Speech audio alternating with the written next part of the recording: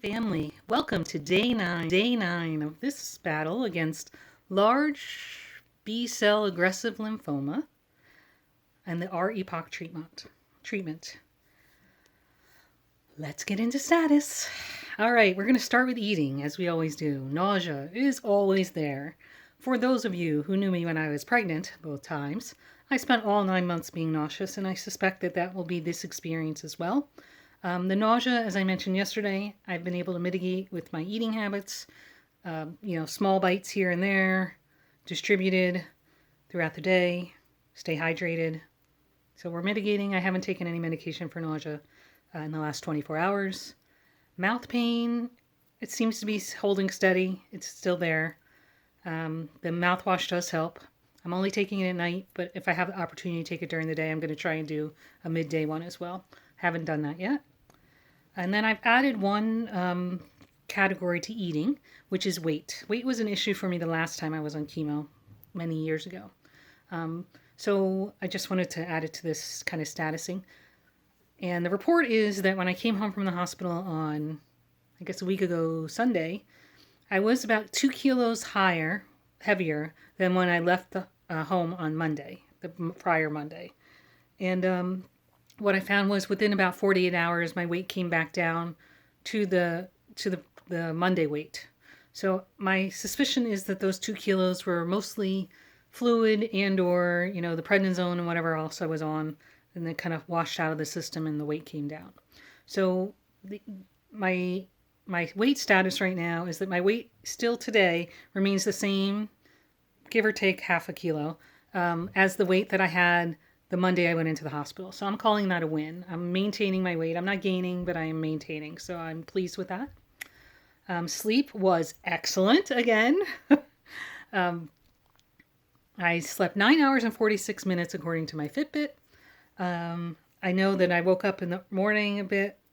I think I ran, Bill asked for a couple things that I brought back to bed, and then I actually laid back down and slept for a few more hours. So the 9:46 includes a couple wake periods, but it's still 9:46 solid sleeping, so that's good.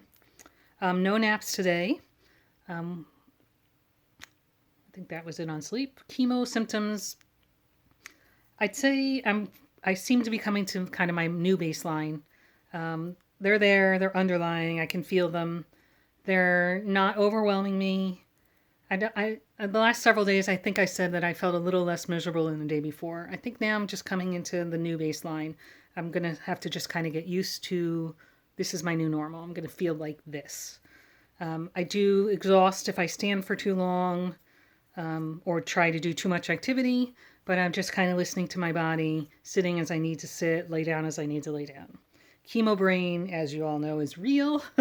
Every time I watch these videos, I'm like, oh man, I thought not, but yes, there it is. And then movement. My movement was about 5,000 yesterday, and I did do 2 sun salutations. Okay, accomplishments for today. Very proud of this. This morning, after my 9 hours and 46 minutes of sleep, I woke up and I made pancakes for my family, and I felt like that was a massive accomplishment. Thank you very much. Now I did have to kind of stagger it, so I made the pancake batter, left it on the counter to rise with the cover, which I usually do anyway, but I laid down for a little while. Then came back, made the pancakes, served up Bill's dish, the boys served themselves, laid back down, came back and made my own dish. So I did, kind of stagger it. It wasn't at the same level that I would have done in the past where I would have just stood and got everything done. But I felt accomplished that I was able to do that, and especially that I could make something a little special for my family today. What else can I tell you about? We did have the opportunity to have our socially distant holiday gathering at Bill's mom's. We pulled into the garage and we visited with everyone for probably about an hour, I think, in total. It was a lovely visit. It was nice to see everyone. Then we socially distantly exchanged gifts. Our gifts were placed in the trunk of the car along with the food that we took home. I have just eaten and it was quite yummy. Thank you very much. Yum, yum, yum. All the foods that I liked. I didn't eat everything, but all the yummy foods that, I had a little bit of this and a little bit of that, and I feel pretty full right now. And it's probably likely in a couple hours I'll have a little bit more and a little bit more. And that's just kind of the way that I keep the nausea at bay, but I think it's also helping keep the weight steady.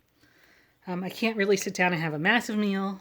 That also makes me nauseous, but a little bit, that's what's working, so that's what I'm sticking with right now. So, I would like to wish anyone that's celebrating a Merry Christmas. I hope that you had an excellent day with your friends, family, either together, socially distanced, or through remote communications, such as we're having here. And I hope that it was a good holiday.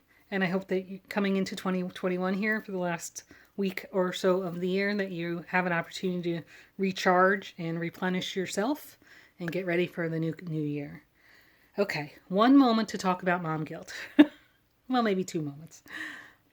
All right, for the last several, well, first I'm going to preface this by saying my children want for nothing. And I'm not, mostly due to their father, because he's a softie. But really, at any given day in the year, if they need or want something, they have it. The guilt, that's not the guilt, okay? I'm just going to say that. But for the last several years, through one reason or another, Bill's hospitalization, other needs, my illness, Bill's illness, whatever, we have not here in this house had, decorated, celebrated in a large way the holidays that we used to do, And, there's a certain amount of mom guilt.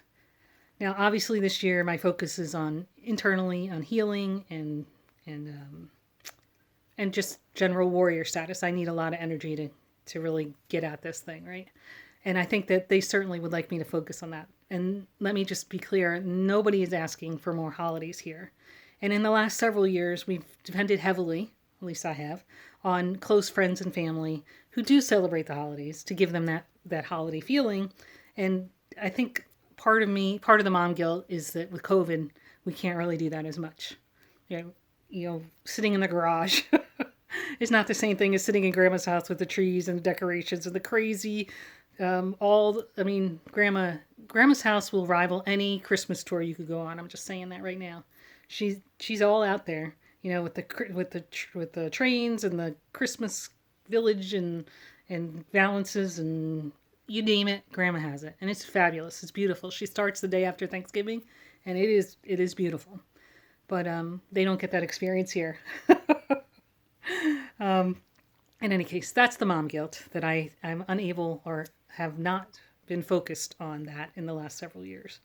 But it's not an overwhelming mom guilt, but I wanted to just make it real for you guys. There is mom guilt about this kind of stuff, despite the fact that we have all these other things going on that are arguably more important.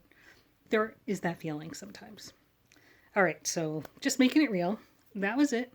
I hope that you all, again, thank you so much for your love and support, for coming along on this journey. And we love you. And we will see you tomorrow. Have a good one. Enjoy your time with friends and family.